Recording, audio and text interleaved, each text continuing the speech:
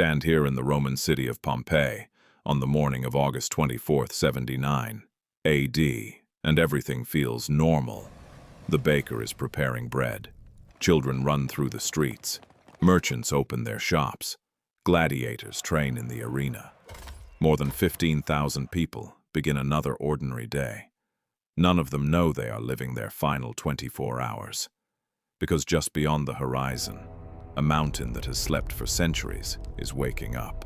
And by tomorrow, this entire city will be gone. Buried beneath fire, ash, and stone. Frozen in time for nearly 2,000 years. Tonight we travel back to witness one of history's most terrifying disasters. Hour by hour, moment by moment. This is Pompeii, before the eruption. The year is 79 AD. The mighty Roman Empire dominates much of the known world.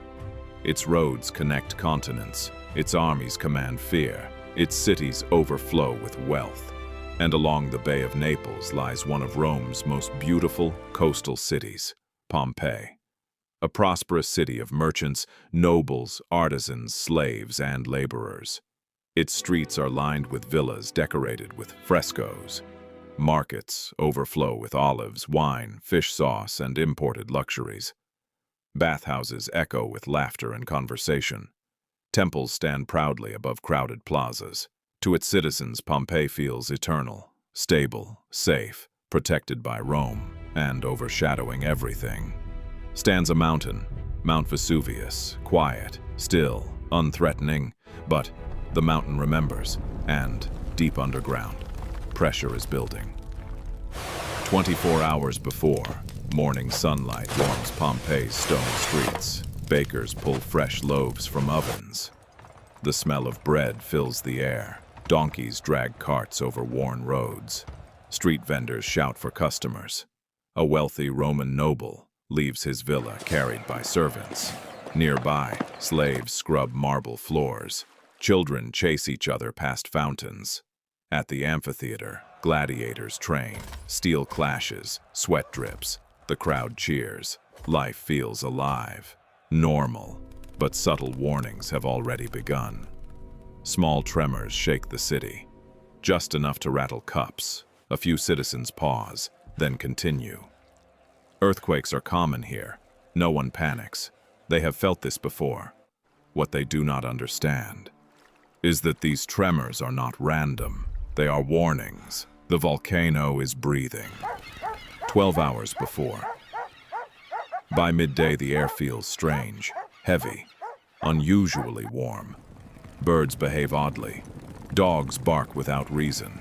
Some animals flee the slopes of Vesuvius. A fisherman on the bay notices the water behaving strangely. The sea briefly pulls back, then returns. In villas across the city, the wealthy enjoy elaborate meals. Wine flows, music plays. Servants move silently. In the markets, business continues. Coins exchange hands, arguments erupt. Life goes on.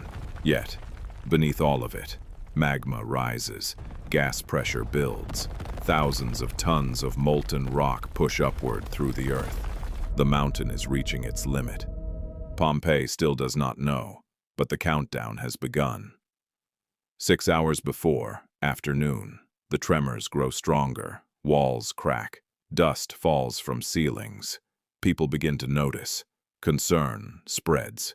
Still, most stay. Why leave? Where would they go? Many believe the shaking will stop. They are wrong. At around 1 p.m. everything changes. A deafening explosion tears through the sky. The top of Vesuvius erupts with unimaginable force. The summit blasts apart.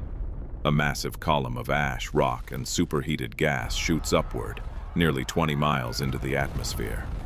The sound is terrifying, like the sky itself breaking apart. Pompeii freezes. People stare upward. Screams erupt. Panic begins. The mountain is no longer silent.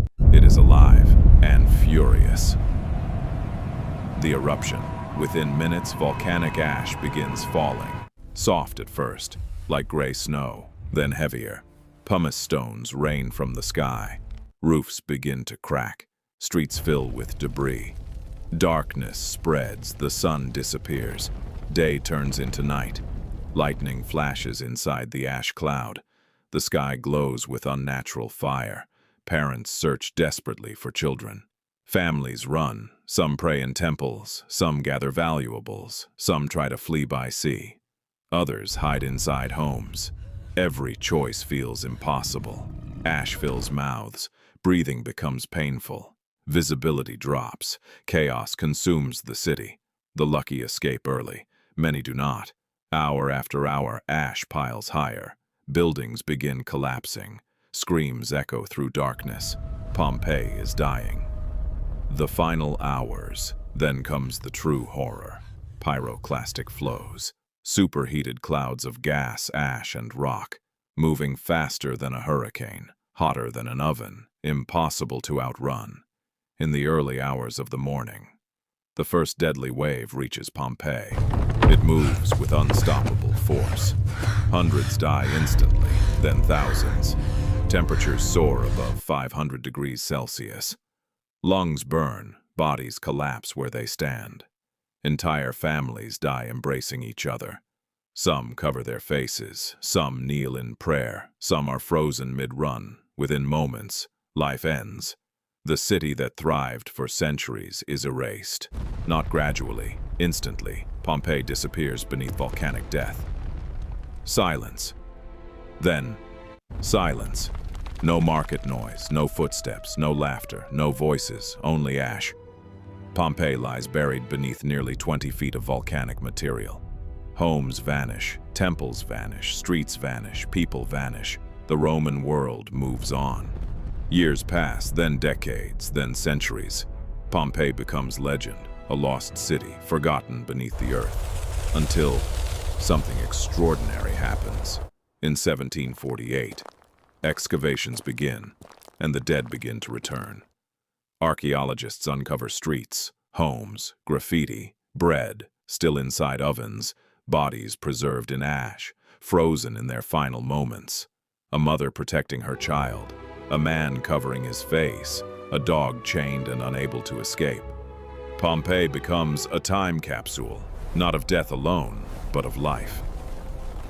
Today, when we walk through the ruins of Pompeii, we are not just looking at broken stones. We are looking at interrupted lives, dreams, families, ordinary people who woke up expecting another normal day and never saw tomorrow. That is what makes Pompeii so haunting.